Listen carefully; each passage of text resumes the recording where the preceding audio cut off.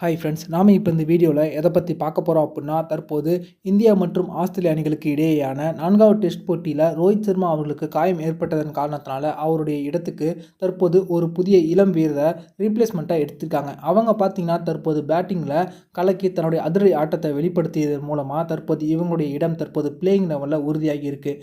இதன் மூலமாக இந்த 4வது டெஸ்ட் போட்டியை கண்டிப்பாக இந்திய அணி வெற்றி பெறுவாங்க அப்படின்ற ஒரு நம்பிக்கை அனைவருக்கும் எழுந்திருக்கு. இந்த போட்டியில் வெற்றி பெற்றாங்க அப்படின்னா கண்டிப்பாக இந்திய அணி உலக டெஸ்ட் சாம்பியன்ஷிப் இறுதிப் போட்டிக்குள்ள நுழைவது எளிதாகிவிடும். அது பற்றின முழுமையான விவரத்தை பார்ப்போம். இந்தியா மற்றும் ஆஸ்திரேலிய அணிகளுக்கு இடையே தற்போது 5 போட்டியில் கொண்ட டெஸ்ட் தொடர் நடைபெற்று கொண்டிருக்கு. இந்த பார்டர் கவாஸ்கர் டெஸ்ட் டிராபி தொடரில் பார்த்தீங்கன்னா தற்போது 3 போட்டிகளில் இந்தியாவும் ஆஸ்திரேலியாவும் தலா ஒரு போட்டியில் வெற்றி பெற்று 1-1 அப்படின்ற நிலைமையில தொடர் சமநிலை வகிக்குது. 3வது டெஸ்ட் போட்டி டிராவாகிடுச்சு. 3வது டெஸ்ட் போட்டி முடிந்த உடனே பார்த்தீங்கன்னா இந்திய நட்சத்திர சுழற்பந்து வீச்சாளரான ரவிச்சந்திரன் அஸ்வின் அவர்கள் தன்னுடைய ஓய்வு முடிவை அறிவித்து அனைவருக்கும் அதிர்ச்சியை ஏற்படுத்தினாங்க. இதனைத் தொடர்ந்து ரோஹித் சர்மா அவருடைய கேப்டன்ஷிப் மீது பல பேர் குற்றங்களை சுமத்தினாங்க. முதல் டெஸ்ட் போட்டியில் ஜஸ்பிரித் பும்ரா கேப்டனாக இருந்து அருமையாக விளையாண்டு அணியை வெற்றி பெற வைத்தாங்க.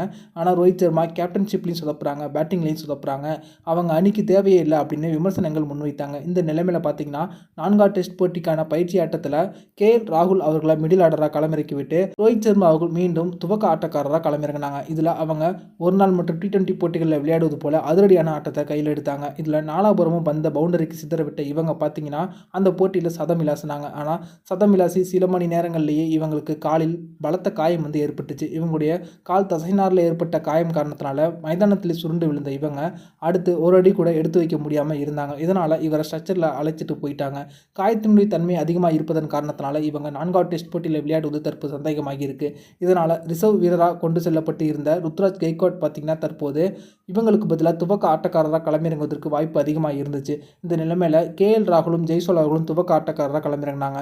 இதன் பிறகு 2 டவுனில் பார்த்தீங்கன்னா ருத்ராஜ் கெய்க்வாட் அவர்கள் பயிற்சி ஆட்டத்தில் களமிறங்கும் போது இவங்க ஆரம்பத்தில் இருந்தே அதிரடியாக விளையாண்டாங்க.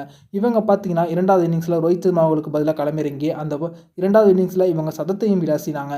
இதன் மூலமாக தற்போது 4வது டெஸ்ட் போட்டியில் இவங்க தன்னுடைய இடத்தை உறுதி பண்ணியிருக்காங்க அப்படின்னே சொல்லலாம். அதே போல் 4வது டெஸ்ட் போட்டிக்கு தற்போது ஜஸ்பிரித் பும்ரா அவர்கள் தான் கேப்டனாக இருந்து அணியை வழிநடத்த போகிறாங்க. இது பார்த்தீங்கன்னா முதல் டெஸ்ட் போட்டியில் இந்திய அணி எப்படி வெற்றி பெற்றாங்களோ அதே போல் இந்த போட்டியிலையும் வெற்றி பெறுவாங்க அப்படின்ற ஒரு நம்பிக்கை இந்திய அணிக்கு கிடைத்திருக்கு. அதே போல் பும்ரா அவர்கள் தான் இனிமேல் டெஸ்ட் போட்டிகளுக்கு முழு நேர கேப்டனாக நியமிக்கப்பட வேண்டும் அப்படின்ற கோரிக்கையும் தற்போது வலுத்து கொண்டிருக்கு. இந்த நிலைமையில் இந்த ஒரு டெஸ்ட் போட்டியை மட்டும் ஜஸ்பிரித் பும்ரா அவர்கள் இந்திய அணிக்காக வெற்றி பெற்று கொடுத்துட்டாங்க அப்படின்னா அடுத்து சில ஆண்டுகளுக்கு டெஸ்ட் போட்டிகளுக்கு இவங்க தான் கேப்டன் அப்படின்றத தற்போதே உறுதிப்படுத்தி விடலாம். இந்த வீடியோ உங்களுக்கு பிடிச்சிருந்துச்சுன்னா லைக் பண்ணுங்கள், ஷேர் பண்ணுங்கள். நன்றி.